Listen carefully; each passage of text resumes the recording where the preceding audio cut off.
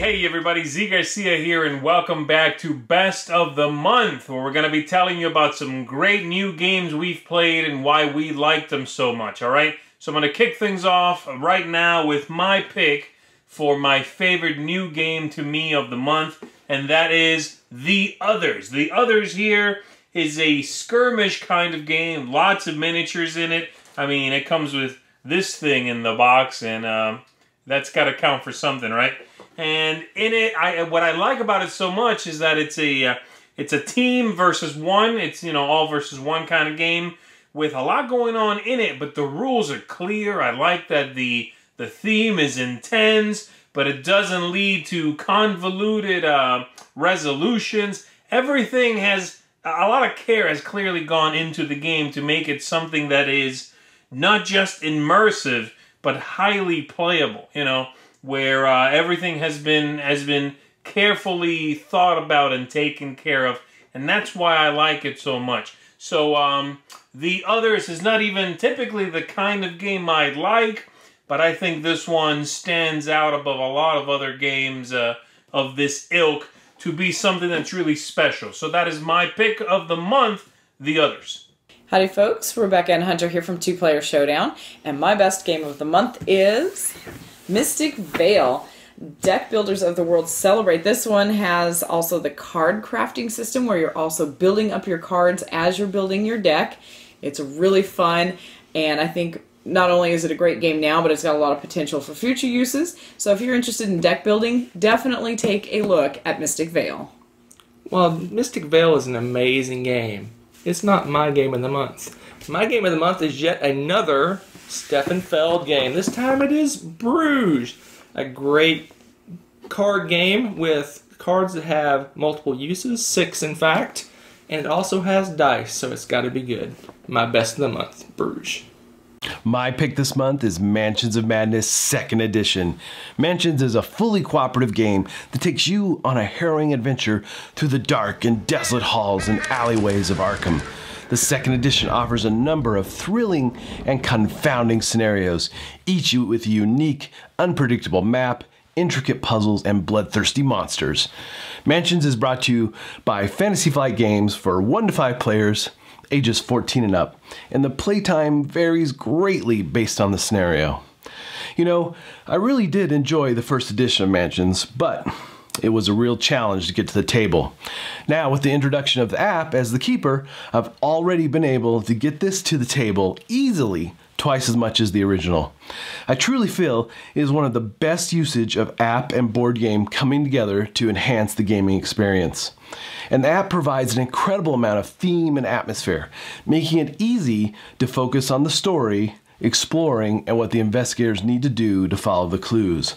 All the characters and their backstories add to the overall feel of the game. Lots of beautiful tiles help build out scenarios, and there are plenty of monsters to keep you on your toes. And the included conversion pack allows me to move all my old characters, monsters, and tiles from the 1st edition into this new version. With these in hand, it really mixes up how the 4 scenarios play out. I can't imagine ever going back to the 1st edition, and I can't wait to play again. So give this one a closer look, and beware what lurks in the shadows. Hey folks, welcome back to another Blender's Best of the Month. Now this month played a lot of good games. A lot of great games came out of Gen Con, and we've been reviewing a lot of them, and I played a lot of really great games. But I think the one that stuck out the most for me is this one right here, Inish from Matago Games. The reason this one stuck out is because the first time I played it, wasn't really on board with it. Didn't like it that much at all. However, with subsequent plays, becoming more familiar with the mechanisms involved and the different victory conditions that you have to try to attain, this one really came out in left field. And I didn't like it at first, but it grew on me, and this is probably my best gaming experience this month. The artwork also grew on me. I loved the board, how all the different puzzle pieces, kind of, you know, the different modular pieces fit together. Just a lot of great things about this, and I wasn't expecting it at all. It came out of left field. So if at if there is any chance you can try this game out, you need to go give it a whirl and see if you're going to like it. I really did. My best of the month for August, Inish from Madigo Games. My game of the month is Captain Sonar. Now, obviously you can see I have nautical theme behind me with the pool and everything, but this game has been going over very well with our group. Not just when I played it with Tom, but when I played it with a lot of other people, it's gone over well. It's just great. You know, there's plotting, there's strategy, there's tracking, there's shooting, there's everything you could want in the game is there, and it is just a phenomenal game. It's got, I would say, play the real time, because the learning game is great where you do turn by turn, but when you're real time and you're rushing, you're like, okay, north, check, good, south, check, good, okay, fire the missile, and you fire those torpedoes, and you know, you're trying to shoot each other down, and it's a chase game. It's got so much in it. It's a game that I would highly recommend. So if you're looking for a good game this month, especially a game that holds a lot of players and is a lot of fun, raucous time, I would recommend highly my game of the month, Captain Sonar. Hey everybody, Tom Vassell here, and my favorite game of the month. This was a tough month because there was so many great games. It was almost Codex, but it's going to be Terraforming Mars. Terraforming Mars from Stronghold Games and Fricks Games is a game about, well, terraforming Mars, as you're going to be doing that kind of at the same time, but trying to get the most points. This game is all based around a deck of cards, and you're going to be using that cards to get different resources, and you're basically setting up an engine, whether it's to get animal and plant life going, whether it's to get water or cities built on Mars. Each time you play, you're going to have different special abilities and different cards working together in different ways. Really enjoyable, almost feels like a board game version of Race for the Galaxy. Really looking forward to playing this one some more. That's Terraforming Mars.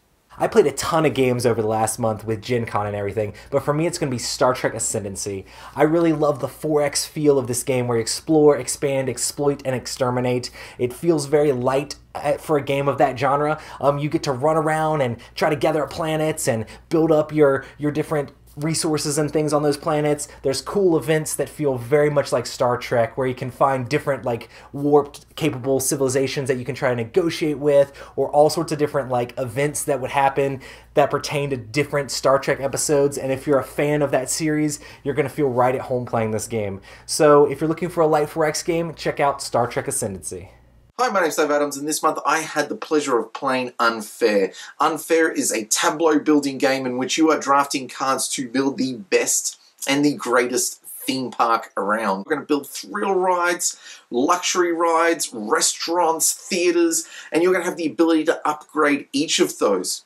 As you do, you increase your ability to earn money and consequently points at the end of the game. The base set comes with 4 themes to build your theme park around, including pirates, robots, jungle, and vampires, but the game is still up on Kickstarter at the moment and is doing really well, and with each stretch goal it's releasing new themes to go into the park. But this isn't just about building your tableau. Each player has the option of drafting blueprint cards.